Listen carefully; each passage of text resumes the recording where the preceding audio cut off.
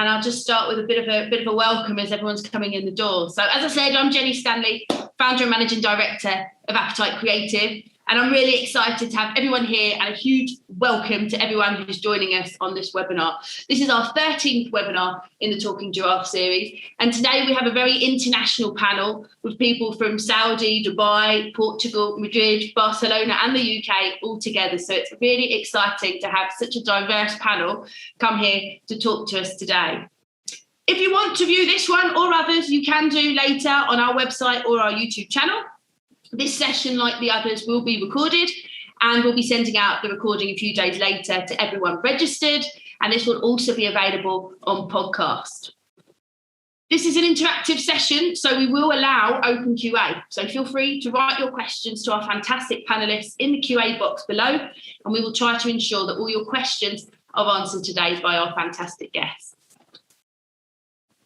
When Appetite Creative launched the world's first connected packaging experience back in 2017, many people turned their heads as if it was something that came out of the far future.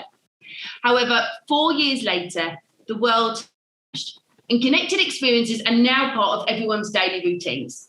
Brands that want to get closer to their consumers find the landscape is changing. And with first-party data getting harder and harder to come by, and on the other side, QR codes being used everywhere, from everything, boarding passes at the airports to, I'm sure you've seen it now, digital menus in restaurants. There are lots of different things for marketeers to consider. But some of you might be asking, what exactly are connected packaging experiences? Well, these refer to the integration of technologies within your product packaging design. It could be a QR code or an NFC tag that can allow the user or the consumer to access and therefore enable an enhanced user experience, simply to scan the QR code or touch their phone on an NFC tag. This increases then product engagement and allows for GDPR compliant first-party data collection that provides a deeper level of consumer behaviour analysis. So, to discuss how these connected solutions have evolved through the years and how it has changed the digital business panorama, I will have the pleasure of hosting 5 industry experts. John Jeffryes, Customer Due Diligence and Trainer at Tesco. Pippa Guerra, Brand Content and Sustainability Senior Marketing Manager at Danone. Mahdi AlHusseini, Head of Marketing at Saudi Dairy and Foodstuff Company. Renata Monteiro Costa, Marketing Manager for Iberia at Tetra. And I knew it was going to happen. And ElDessouky, Global Creative Strategy Director for Hydration, Sports Tea and Coffee at the Coca-Cola Company. I think I deserve a round of applause for that. Anyway, we will move to part one. Part one will be fantastic with John Jeffryes and Pippa Guerra. So to get started, let me give a warm welcome to both our first guests this morning, Pippa and John. Good morning to you both, and a fantastic welcome. Maybe, Pippa, can you just give us a quick introduction to who you are? Yes, hi. Good morning to everyone, and thanks for having me this morning, part of this amazing panel community. So I'm Pippa. I'm originally from Portugal. I'm currently in Barcelona. I've been spending the past 3.5 years with Danone. Driving marketing transformation. Actually, that comes, I prefer to introduce myself in terms of passion. So I'm passionate about a transformative, connected brand activation that pushes the boundaries, especially on sustainability and social impact. This pretty much describes what I have been doing with Danone. Previously, I've been with Mondelez and Kraft Food, so food company, food industry. And I've started off actually 12 plus years ago with the packaging industry. Tetra Pak was one of them, just a little bit to close the loop and knowing that we have other panelists on those industries as well. So thank you so much. Fantastic. Thank you, Pippa. John, I like that. Let's hear about your passions. Now, tell us a little bit about yourself. Well, my passions are the food industry. I have spent approximately 40 years in the food industry, principally on sales and marketing, starting with all the major multiples in the UK, working through the world effectively into export. I've handled large brands and small brands, working up from a sales executive and ending up as a managing director and global sales and marketing director, and more recently moving into packaging. And my passions are sustainability. My passions are the technical connection between the consumer and the supplier and producer, so that you actually get a two-way conversation. Technology has come on absolutely amazingly over my time in the industry, but we have lost a connection with the face-to-face customer relationship. And that's why this is so exciting today. Thank you very much, John. Fantastic. Okay, well, Pippa, we'll start with yourself as we're discussing connected, well, most importantly, innovative packaging ideas today, as well as the sustainability behind these. I think a great starting point for our conversation would be to address Danone's circular economy of packaging. Can you tell us more about this beautiful and noble initiative, and how did Danone come up with it? What's the estimated environmental impact of the initiative? Tell us more. Sure. So at Danone, and just to start a little bit, frame my understanding what Danone is all about and how much it's actually in Danone's DNA, this topic, and it's more than a trend and more than pressure from the outside, which is also a truth for everybody to actually be active in this space and trying really to improve and to go from a linear packaging approach to a more circular packaging approach. So Danone's vision is about bringing health through food to as many people as possible. So health is at the core, but the health is not health just about health for people. What would it be if we would not worry about the health of our planet, right, where we live in? So all of this is connected. Danone launched a new corporate identity back 4 years ago. It's all about Danone, One Planet, One Health. This, to summarize really the efforts of the company on, again, delivering health through food, but also playing a huge role in terms of sustainability, in terms of trying to be as trying to preserve as much as possible our planet. Okay, so this to set a little bit of frame. Then about packaging circularity. Basically, it's about the famous 3 R's, right? So it's about reducing, trying to eliminate all the pack that we actually don't need. So minimization. This is almost like a hygienic approach that you take before stepping into what really circular economy of packaging means. The hardcore part of it is about reusing. So it's about understanding which materials we are using that are able to be reused and how often are they able to be reused to keep them in the economy, right? This is why it's called circular economy in the end. So to try to keep the value of the material for as long as possible, and trying to aim for zero waste ideally. Then the third R is about recycling. So obviously, we try to use the materials as much as we can. And of course, there are numerous innovation initiatives on trying to look at new biomaterials, how new technologies to how to reuse materials, and so on and so forth. But there is a moment that obviously packaging is disposed, and how and where is it disposed? So this is a little bit as a company that actually generates plastic, because obviously we need that to sell our products, taking the responsibility, not alone, but together with other partners. So collaboration here is key in order to ensure that the packaging is actually recycled or ideally even composted. So trying to look at all the end-to-end side of it. Then, of course, I mean, from a company perspective, it's the hardcore part of it is about designing packaging for circularity, as I say. So looking at materials, they are materials that either they cannot be separated in order to be properly recycled, or there are some parts that can actually not be recycled. So how can we replace those? So it's a huge process, lots of people involved, lots of functions, obviously. This worldwide. The commitment Danone made is that by 2025, all packaging will be 100% either reusable, compostable, or recyclable. So this is one of the things, and I would say the hardcore where Danone takes its own responsibility. But of course, again, we cannot do that alone. So a second big pillar is on waste management. Yes, you can improve, but if the recycling programs are not working, if still your packaging lands on the landfill, of course you can take your hands off and say, okay, that's not my job. But no.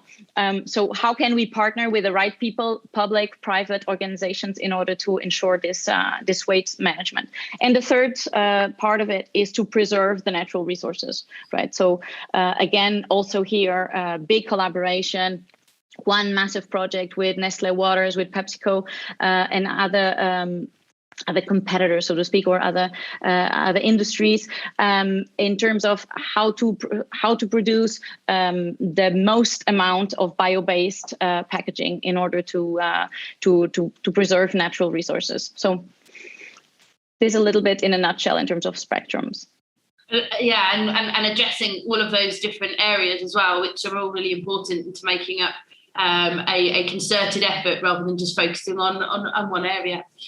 That's pretty interesting as well, because it's also working with partners, which I think is important as well. So working with partners and including the consumer. John, I would say that's key. Yeah, absolutely. For me, that's I find absolutely it's leading by example, but there's nothing like looking at other partners, joining forces, because we can only drive change if we do that. And that's pretty much Danone's philosophy as well. Yeah, no, exactly. John, when we were chatting a few weeks ago, you actually mentioned that connected packaging actually is nothing new. And that kind of struck me as a really interesting statement. Tell me more. What did you really mean by that?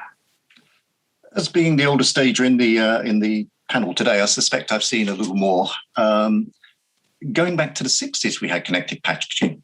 We had, but it was more localized. What we have now is a global opportunity. What we had then was localized options taken up by local retailers.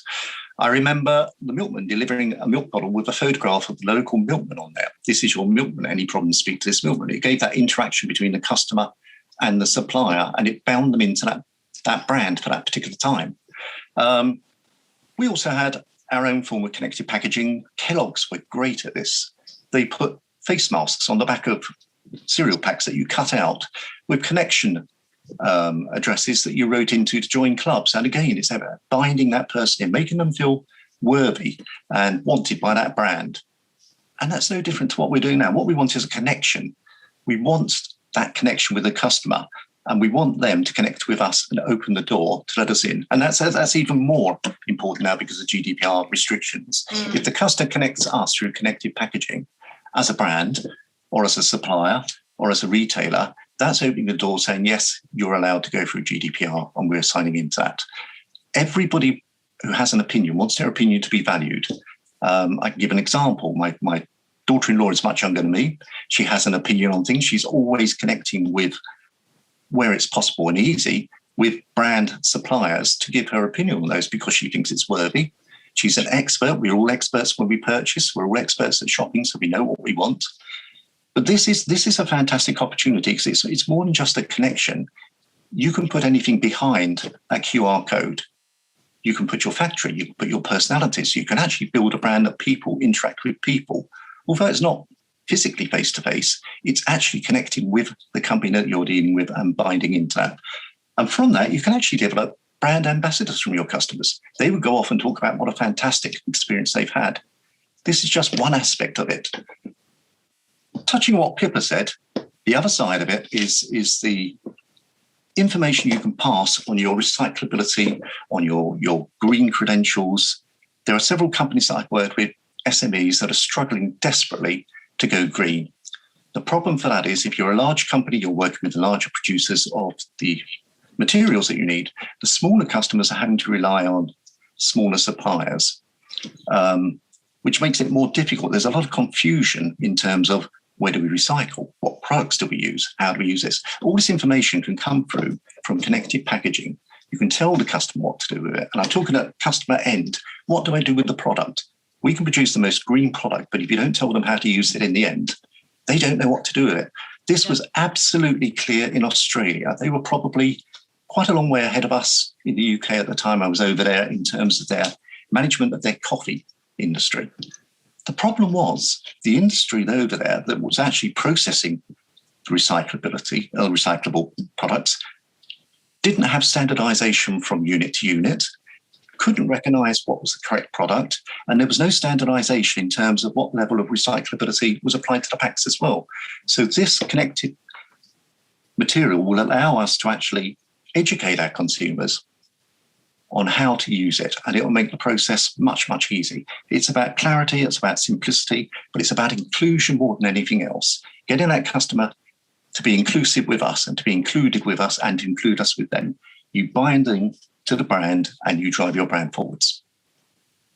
Definitely. I mean, education it's such a great way to be able to educate around sustainability, but also around the product itself. Absolutely. How to use the product, where the product comes from, but also how to use the product in the best way, or recipes, or different ways of being able to apply particular products, for example. So I think there's so many different ways that brands can use this.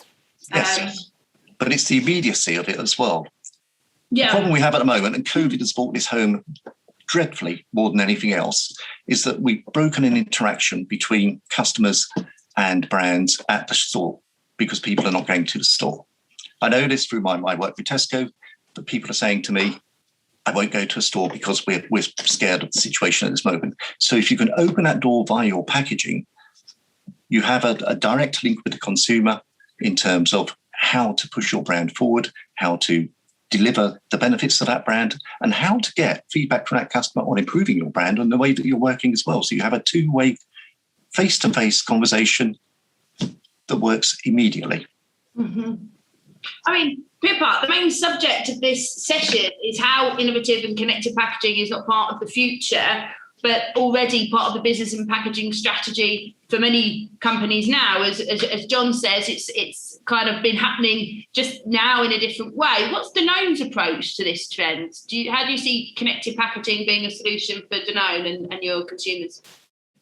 Yeah, no, absolutely. I mean, touching also on what John was referring, it's incredible, right? The change, the transformation that has been happening and is still happening. It's incredible. In terms of what happens in Danone is, I mean, we are quite aware of it because I feel everyone needs to be in order to be there and to be relevant. I think immediacy was quite an interesting point that John also referred. I would say transparency and relevance being other key topics. And yeah, I mean, it all starts with this boom in technology and in the digital space, that on how quickly people can actually search brands, how quickly they can search the companies behind it, the way of production, the reviews, et cetera, right? So brands and companies are much more vulnerable than ever. This might be a little bit scary at the beginning, but actually it's what makes us move ahead and to be better and better, right? So I would say consumers are smarter and smarter because of that, because of the information available. And how quickly it is to ban a brand nowadays, or to create a new brand from scratch, and for it to be quite successful. Actually, we can see that from local companies, local brands.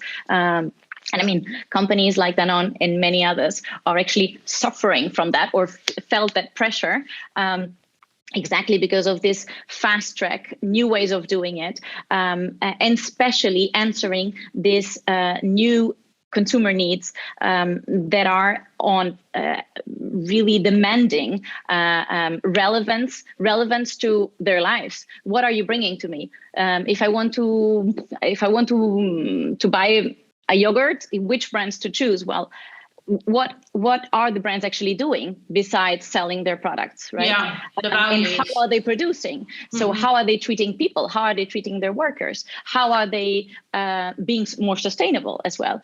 All of this is helping for consumers to make the choices and to either kill or venerate a brand. I'm exaggerating on purpose, but really, it's really vulnerable, and it's really out there, and we can. So all we have to ensure, and connected packaging is key to that as well, is to make sure that we can communicate who we are. In the best way possible. So authenticity. How are we actually producing our products? What is our stand in towards hot topics that happen globally, but also some are more local, right? So connecting the activations and whatever communications you are working on with your brand to make sure that touches the relevance that the consumers need. So connected packaging in that sense plays a huge role in terms of being able to bridge and to on one hand being able to inform people much better on what they're actually purchasing, right, that John also mentioned. On the other hand, what they can do even more that people are demanding nowadays is, how can I be active? I want to actually be part of it. So how can you make me be part of it? And through connected packaging, through technology, such as QR codes, etc., you are able to take people through. And I don't know, I'm thinking of activations where it's about donations, right? So you buy a pack, you scan it, you are able to build on your points and to be able to redeem it on whatever, planting a tree or bringing food to more vulnerable families in your community even. So all of this is a reality, and connected packaging and thanks to technology opens a whole new space to be able to answer these new consumer needs. Definitely. I mean, we've got a platform that directly links your purchases with a initiative, exactly like as you explained. Pippa, we've actually got a question from an anonymous attendee. The question is, what do you think that a brand should be thinking they would receive from a connected packaging? What would make it a successful? What should they be looking at? Yeah, I mean, what is the traffic that you're generating, right? Like, how are you making sure that that people are getting engaged and are actually, where are you losing or not? How are you taking people through the whole consumer journey, passing through the connected packaging? I mean, actually, connected packaging is helping precisely to be able to track and to understand better the behavior of people and how you can actually optimize in terms of communications, right? So on one hand is trying to make sure and understanding where you are and how you are taking the consumers through this journey, and on the other hand, to be able to understand what is actually their incentives and so on and so forth. So to understand in terms of insights, to be able to get your loop right and to be able to improve your communications as well. So basically what I want to say is, yes, you track and you check your KPIs through the journey. So you make sure in terms of traffic that you take through people, and then how can you improve it further to be able to optimize exactly that this type of approach, right? Absolutely. Thank you. John, are you still with us? You're focusing across many different markets. I think you talked a little bit about Australia. Just quickly tell us, do you perceive there being differences across the globe? Are there more regions with consumers more willing to engage than others, or is it the same across the board? No, there is a variety of different responses.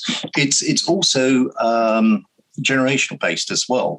Younger generation are more involved in terms of the immediacy of connected packaging, but they are the next generation that will continue buying all the way through. So we want to link into the younger generation as well. And it's about getting the message across to the right people. Australia has certainly where I was, which was around Melbourne, Sydney, etc. There is a vast number of younger, fully clued up, interactive people who are prepared to and have high disposable incomes and are prepared to buy into this kind of connected packaging, and they want more. And it's about getting the message across to the right people. And this is exactly the right way to do it.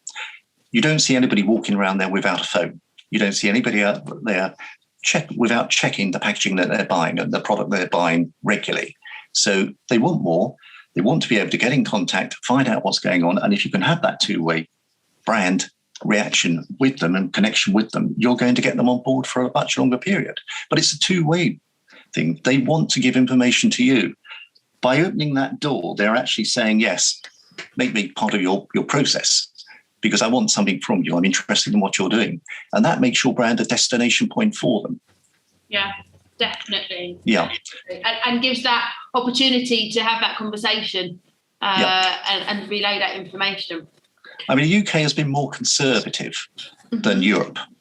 That's a general statement, but I found Europe more advanced in terms of, certainly in looking for green credentials. They've been there a lot earlier than we were. UK is doing a little bit of a catch up in this respect. But something like this, connected, which would give simple, easy to understand clarity on how things are taken forward by a brand, is absolutely superb at this moment in time, particularly as we develop our green credentials and then moving on to the actual brand itself, the development of the brand and the input from the consumer on how to develop that brand is first-class information. Well, thank you. Thank you so much, You're John welcome. and Pippa. We've run out of time. I'm sure we've actually got other questions which I'll pass on afterwards, but I think we need to jump to the interactive poll. So thank you so much for your time. For the interactive poll, the question for our audience is, do you think the implementation of technology in packaging makes customers more willing to give their data to companies as they get interactive and connected experiences in exchange? 2 answers, yes or no. Simple there. Let us know your thoughts. And thanks very much, Pippa and John.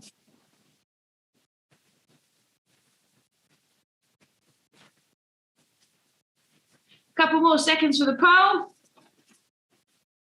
5, 4, 3, 2, 1. And we have 90% on yes, definitely. Or 86%. It's like a latecomer coming in there. So pretty confident that consumers are more willing to give their details in exchange for an experience. And that brings us nicely into part 2 with Mahdi AlHusseini and Renata Monteiro Costa. Thank you very much. Thank you for being with us here today. Let's jump straight into some questions. Mahdi, you were involved some time ago with a connected packaging campaign for Oreos. What can you tell us about the project? How can you tell us how that helped your business? Yeah, thank you for having me too. Oreo as a global brand, lots of technology was available, and maybe like John was mentioning, it's there since 60s. Some is technology, some is not. And for Oreo, we added the QR code because that was the most relevant for our region. At that time, the region was EMEA, Eastern Europe, Middle East, and Africa. So that helped us to connect with the consumers in a way that they are accepting, and to link it back to a game that we were developing at that time and helped us with the global campaign for 100th birthday for Oreo. Nice. And Renata, you're also involved in a project including connected packaging. Tell us about the Spanish connected experience. What are the benefits for your consumers and for Tetra? Sure. Hello, everybody. Good morning. Basically, this project is a demonstration that one package can be much more than just the package itself. I mean, we now know that the packaging goes beyond the product itself. You know, by having packages that communicate with the consumers, it is possible to provide information such as the origin of the product or even entertainment, with the opportunity to adapt to each target. Okay, and also to get information from the consumers in real time. I mean, it's an innovative tool that brings value to our customers and also to the consumers. Okay, it basically it somehow revolutionized the packaging market. As Pippa was saying before, it's really important to really approach to the consumers and reinforce, I mean, the relationship between the brand and the consumers, and also have the transparency about the product, the packaging, all of the process in terms of nutritional benefits, in terms of sustainability. So this is all that we are planning to do with this tool that we will launch soon in Spain. Thank you, Renata.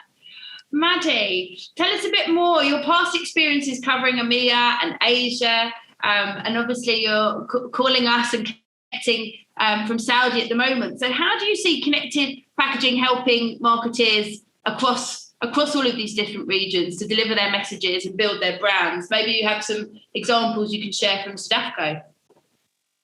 Yes, and maybe also building on what the previous colleagues were mentioning. It's usually in technology, but sometimes it's not. It helps deliver the messages. And also as SADAFCO, most of our packaging is from Tetra Pak. So, it's like paper and it saves the product inside. So, but most people don't know that. So consumers are a lot simpler. So in long life milk, for example, or long life tomato paste, people expect that there's preservatives while they're not. So the process of the production and the packaging itself saves the product for a longer shelf life. And most of the research findings come out that after 40 years of doing so with Tetra Pak in Saudi Arabia or across the world, people still think there's preservatives. So one of the messages, we are joining forces with Tetra Pak and here in Saudi, and of course it's a global message that in the process, there's no preservatives, which assures people that, this is a fresh product, fresh milk, that is only put in a process that saves it for a longer period. And when you open the packaging, it becomes short shelf life. So this message was not really communicated enough, because we did communicate it, Tetra Pak, for the past 40 years, but then still people think that this has preservatives. So this is one of the things we did here in SADAFCO with Tetra Pak, adding a QR code on the packaging with a video on YouTube, on Facebook, on Instagram that is promoting this message, explaining to people what I just said in a 30-second video, to tell them that this is safe for you, this is better for you. So it is one of the options that is comparable to fresh products, but can stay for a longer shelf life. And this is similar from my past experience on EMEA or Asia.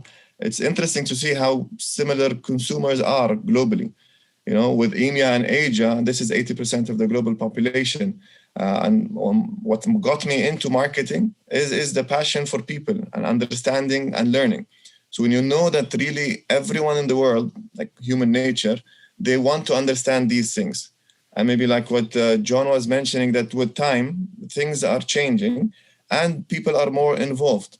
So in the packaging, like also Renata or Pippa were mentioning also that people are getting to know things through this communication, through this technology, and more involved because they want to know more. So similar across the world, that helps all the brands to do that.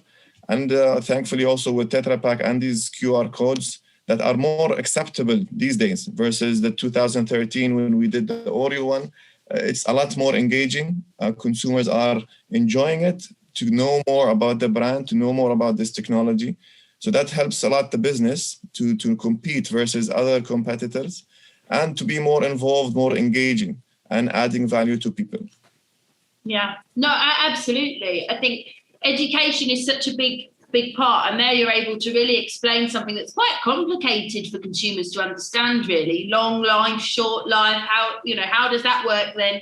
A really great way to be able to do that. And it might be through a video, it might be through text, there's so many different options, or it might be through gamification, which I know, Renata, you're doing quite a lot of different gamified experiences in the Spanish app.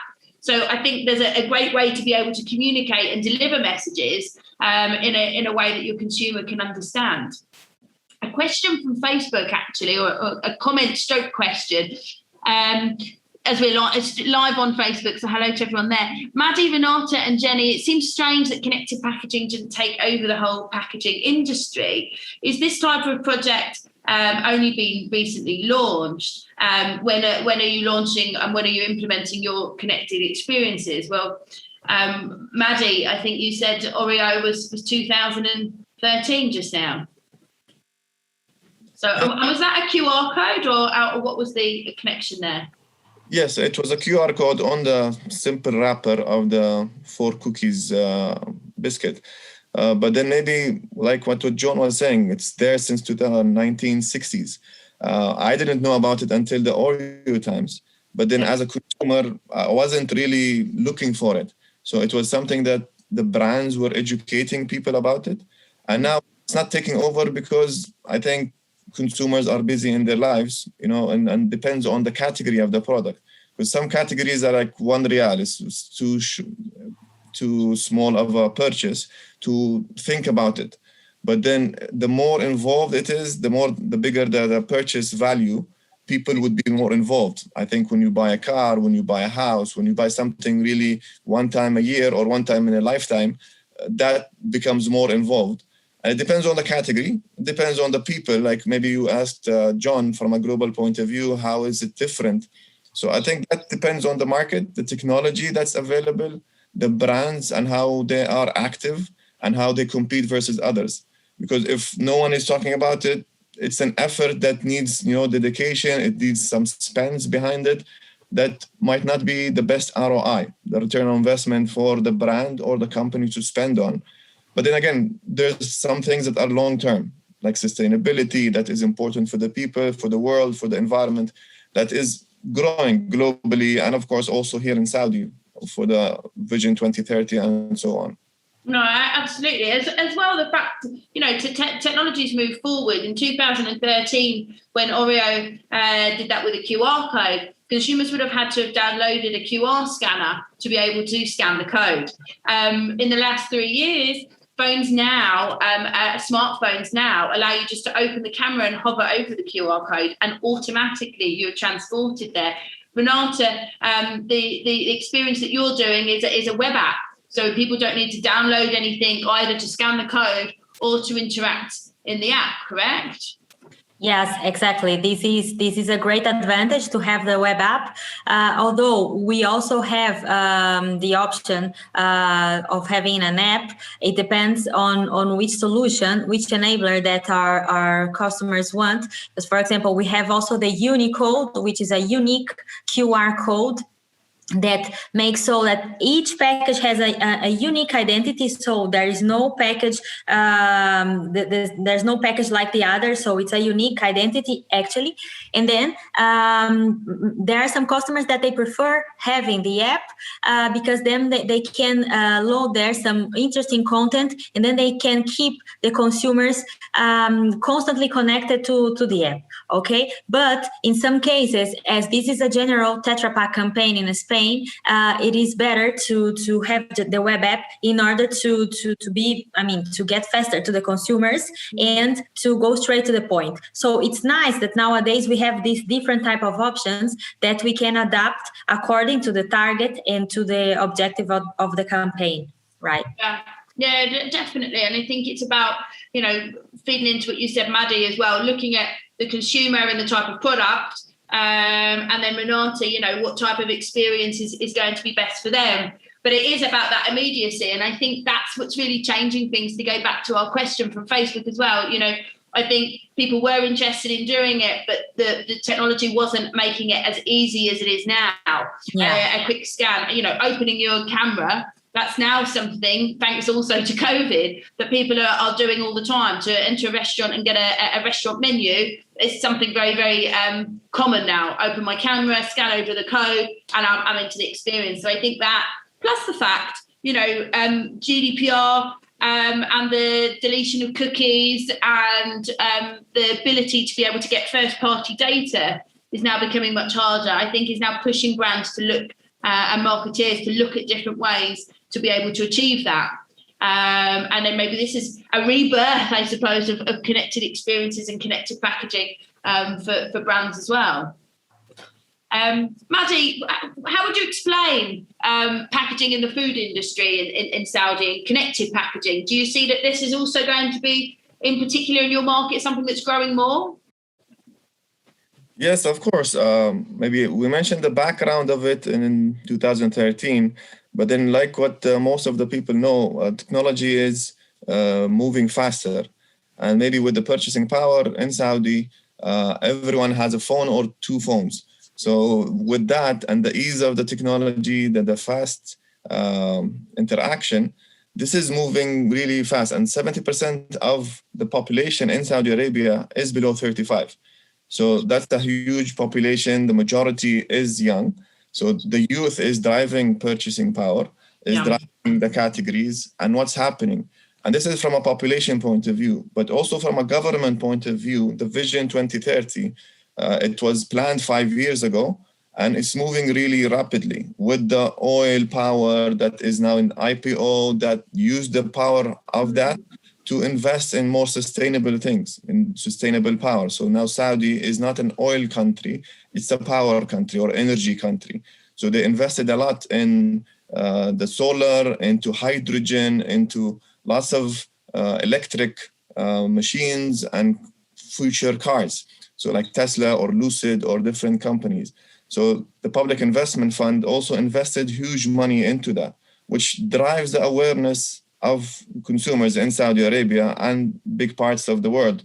Because, Saudi is known as an oil country, but then now also it's moving into other things and catching up with the rest of the world and trying to lead it in 2030, like in hydrogen or electric or solar and wind and water. And there's lots of investments on it from a marketing point of view. So lots of my friends now are working on these things, communicating it to the public, to the consumers. So consumers are educated now by these communications and campaigns that are sometimes astonishing that, oh my God, I didn't know that this is happening here. I used to hear about it in Europe or in US or Australia or somewhere, but now it's happening here. So lots of things are becoming more interesting in Saudi. Tourism is one of the big things. I think there's a big investment put behind it to make Saudi one of the top 5 countries in the world in 2030 and tourism. So lots of investments are going into there. Education for consumers, youth, this is all driving it. And we continue to drive it, I think, to faster, simpler, and more challenging things for consumers or brands to get consumers. Thank you, Mahdi. Thank you. Renata, as a marketing expert within a global leading company, what do you think connected experiences is going to become one of the main trends in the packaging world? Can you see that there's more to be done in this field? Are you feeling that connected packaging is still about to explode in terms of popularity, or has it already reached its potential? Well, first of all, I would like to bring a reflection here.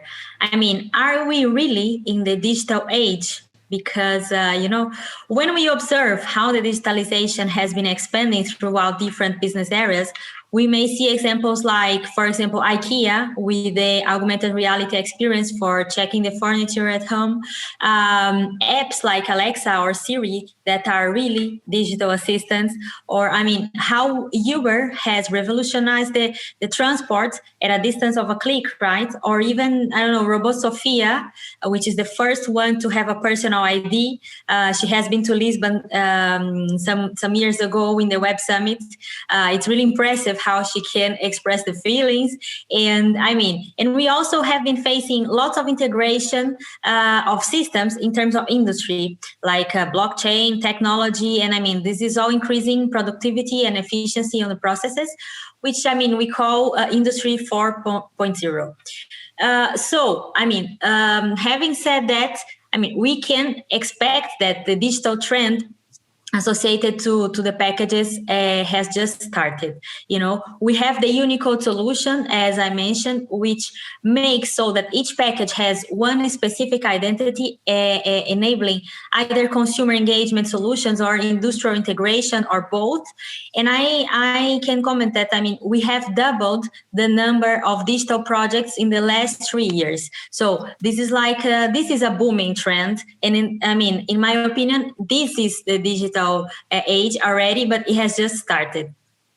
Lovely. Okay. Thank you very much, Renata. Thank you, Renata. Thank you, Mahdi. Let's move now to our second interactive moment of the day. And the next question for our audience is, would you be interested in getting more information about food and dairy products through scanning a QR code on the package? While people are answering that, thank you very much, Renata and Mahdi. And we move to the third section of our webinar. And today, our third section is with Islam ElDessouky. I knew it's just your fault, Islam. Please welcome Islam. It is with my huge pleasure to have you here with us today. Let's just check now on our poll. We have a lovely 88% saying, sure, I would. So really fantastic there. We'll end our polling, very positive there. As I say, welcome to you, Islam. Fantastic to have you here. You claim that you are a lover of storytelling. Tell us about that, and how would you describe brand storytelling? Why is it important for brands? Oh, wow. Thank you, Jenny, first of all, for having me here. And thank you for saying my last name absolutely like a star. So that was good. That was good. So I'm a storyteller, and I love to have this as a purpose of my life because I'm a big believer in its power. I think it can change lives, it can change companies, it can change people's directions and everything. Regarding your question, which is a big one, like how do I look at brand storytelling? Brand storytelling is basically an important method for you to create an emotional and engaging relationship with your audience. And the reason why I'm saying emotional, because there is a big difference between storytelling or brand stories and brand advertising or brand ads, because stories are about people, and that's why they speak to the heart. While ads are about products, they speak to the mind. And when you speak to the heart, or when you tell a story that is emotional, that evokes and triggers the emotions of your audience, a lot of areas in their brains even start to engage with you. And that's why it's much more engaging than just saying facts. If you say, I have, 100 grams versus I stand for social justice, like one versus the other, like both of them are short and sweet, but one is a story about a purpose, about people, the other one is about a product. So definitely stories are a way to create this connection that leads eventually to love brands. And love brands extract much more value to the shareholders and to the stakeholders and to everyone. I wonder as well if you could tell me a particular success story. Have you, of a previous campaign that you've worked on, for example, that you can share with us? Of course. So I'll mention a story that eventually involves the packaging into it, because that's the whole point of connection. And connection is not just technology, and it's not just QR codes and whatnot. Connection is, so the connection of packaging also goes into your narrative. How can you use the packaging to manifest your narrative? So the story I have is called No Label, which we did a few years ago here in the Middle East, here in Dubai. And the bigger idea was that we were trying to drive an agenda of no prejudice, that it takes people a few seconds to start putting a certain label on people. Mm-hmm. And we wanted to really challenge that if you take a few extra seconds, perhaps there is more than the label that you're seeing in front of you. And we told a very beautiful story of few people sitting together in absolute darkness in a restaurant that is absolutely lights off. It's called even noir, which means black in French. And their stories are very different than how they would appear to you. And that's the experiment that we tried to do. So a person who speaks fluent Khaliji Arabic, which is Arabic of the Gulf countries, who is actually British. A person that is like absolutely in a suit that looks more like a Wall Street person is actually a hard rock band player. And when you see the story and they're talking, and then we put the lights on, we asked them to check under the seats and check a pack. And the pack said, It's a Coca-Cola pack, and it said labels are for cans and not for people. And when Coca-Cola did that, it was like a very big also testament that, you know what, we're sticking to what we're saying we're using. And arguably the Coca-Cola Spencerian on any bottle or any can is one of the most iconic pieces of art, I would say, even not just of marketing, globally recognized. So when we did this, it really connected to the people. People saw this and they remembered that Coca-Cola is reminding us that do not judge by the label, judge by what's inside. So this we did like a few years ago. And I think to show the engagement and the emotional, I think it gathered like a quickly 17 to 20 million views organic. We had people like Ashton Kutcher, like this was done in the Middle East. Ashton Kutcher tweeted about it, like in the US and so forth. So this shows the power of storytelling and how a brand can use storytelling, which is a story about people, to really create this emotional connection with people. Yeah, that's fantastic. I love that. And it's educating. It's also bringing some kind of values from the brand in a storytelling narrative rather than just an informative way. I love it. I love that campaign. I'm going to go look it up because I didn't know it. So thank you for sharing that. Before making my next question, let me share this quote with you. Brands are like humans. They have the power to change lives for the better via meaningful and purposeful offerings that connect with consumers in an engaging, relevant and emotional way while delivering superior experiences. How can brand storytelling then on packaging influence consumer behavior and purchase intent? How do you see that? So again, based on the point on connection is basically a continuation of your narrative. So it can definitely influence people if told the right way. And the right way is definitely authentic and credible and also inspiring. So I'll also use an example to answer that. So in Saudi Arabia, we wanted to also have a point of view in football, that football actually brings people together and doesn't divide people. Mm-hmm. Which for the eye, if you look at football in the beginning, you'd feel, okay, football, usually people choose clubs. So you'd have, I don't know, Liverpool, Everton, or Liverpool United, and for that matter. In Saudi Arabia, we chose that we wanted to launch Share a Coke, which is a very famous campaign, one of the best campaigns that shows connected packaging to its best, to its core. But we wanted to give it a twist, that it's not just the names, we wanted to take it up a notch. And then we made it Share a Coke with your rival. And the story that we told is that we actually gathered fans of opposing clubs. And then they were they didn't know that they're in the same room. And then we started telling them, like, what would you say about the other club? And they started bantering and trolling, of course, in the beginning. But then when we started asking like the more emotional questions, and they started revealing that, their brother is supporting the rival club and so forth. And then when we gave them the cans, and the cans had the rival club names, they went and looked for somebody from the rival club to share the pack with, right? So the can becomes a very important connection element in your narrative to tell the story of bringing people together. So it has to always lead to the bigger narrative that you have and the purpose you're trying to instill in people's minds. Yeah. Another fantastic example. Thank you. Fantastic example as well of being able to build community. And I think that's another thing that COVID has actually pushed into the spotlight, really, which is about, doing things and bringing people together. So I think that's a fantastic example of being able to do that as well. What would you consider as the top 3 factors that brands need to take into account when thinking about telling a story through innovative packaging? Nice. So I'm Egyptian, so I like to use pyramid analogies. So if you look at it as a pyramid, so it has 3 layers. So I think the base should start like number 1 with authenticity. Like everything that you're doing needs to really be credible to who you are as a brand and the ways you do business and the ways you manifest yourself. It has to be authentic. It has to be credible to who you are.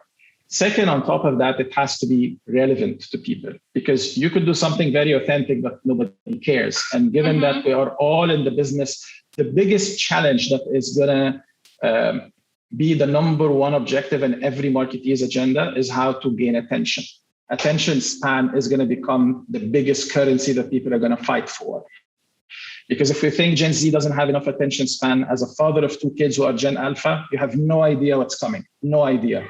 So from an attention span, it has to be relevant. It has to talk to the people. It has to be part of their lives. And third, so that you finish the pyramid like at top, it has to be definitely unique and distinguished for you, differentiated.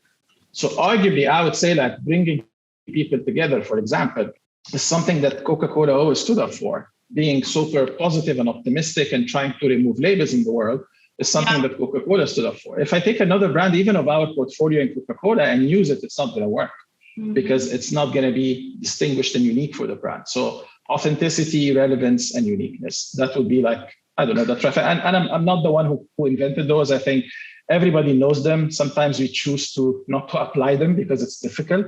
But I think these are the three rules that will definitely lead to success. Love that. Good. And in a pyramid. We have a question from Facebook for you. Islam, how do you measure the impact of storytelling in Coca-Cola campaigns? Is it something that you can quantify? Yes and no, because end of the day, we say that we want to build loved brands. I think love is a very big, massive emotion. Yeah. And it's very hard to quantify emotions. Yet, it is also very possible to quantify dislike or hate. It is also very easy to see if the story connected with people in terms of shares and likes and talkability. It is also interesting to see the organic factor of a story. So net, there are, of course, KPIs to check if your brand is more loved, is more favored, is a trendsetter, is for people like us and stuff. Like there is a lot of criteria there. And it's always in relation also to your competition and to the market and to other brands. But I think the reason why I said no, you can't, because we know, like it's like you go and watch a movie and then after the movie you say you love it or you don't. And if people start debating, you can have some arguments, you can have some reasons why. Definitely the movie makers and the box office checks the ticket money and they check like how much dollars the movie generated, and then it can become successful in that aspect alone. But to check if people loved it or not, you have like ratings and people share and so forth. So I think, and now it's been very democratized. So the answer comes from the people to the people. So you'd see that if a story starts happening and people like this Dark Iftar no label that we didn't pay Ashton Kutcher. If we wanted to go and pay him money to promote it, he would ask for a lot of money, but we did not. He connected with it. He felt it's relevant and unique to him. And he posted it to all his fans. Yeah. That is love. So that is something that you cannot expect, that you can definitely see that it happened. Yeah. And engagement time, shares, all those things are tangible elements. Yeah, absolutely. No, fantastic. Well, thank you so much, Islam. You have shared some great examples, and I'm going to go search out the labels one because I think that's really, really interesting and delivered in such an interesting way as well. So I will definitely check that out. Thank you so much. To conclude this session, we will ask one more question to our audience, and hoping everyone has taken some notes about these brilliant insights gathered by our fantastic panelists today. So the question is simple. What is your relationship with connected packaging experiences? Have you ever scanned a pack? So while people are answering that before our very eyes, I would just like to thank again everybody in our webinar. Thank you again, Islam, for your participation and for your kindness to the way I pronounced your last name. Thank you to John Jeffryes, to Mahdi AlHusseini, and everyone who's turned up to this webinar. Renata, thank you very much to yourself and for your views on Tetra Pak as well. Thank you to everyone. Let's have a look now at our webinar. Oh, and it's a 50-50. I'm excited to try, and I've tried it before. No one has said I don't want to try it, so that is very encouraging. And I think that's very indicative of perhaps what you were saying, Renata. You know, we are in this digital age and it's about to boom. You've doubled, I think you said doubled in the last few years, your number of projects. So it looks like people are excited to try. So really, really, really positive. Thanks again to everybody. I think these insights were very useful. If you're interested, we have a Connected Packaging Summit on the 29th and the 30th of July. So please do check out that information. If you want to know more, or if you had any other questions, please do forward them to me, jenny@appetitecreative.com, and we'll forward you the recordings as well. Thanks again to everyone. That leaves me just to wish you a very good day. Thanks very much. Thank you.